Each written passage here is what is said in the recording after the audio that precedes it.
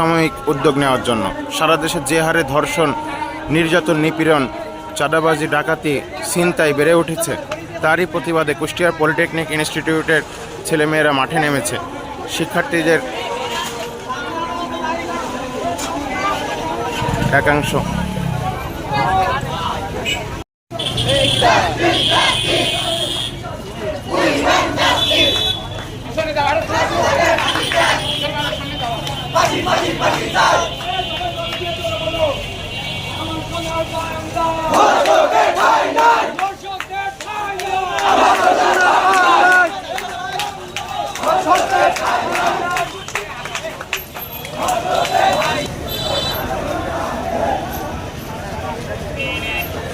আপনারা দেখছেন দৈনিক গণকণ্ঠ, সবার কথা বলে।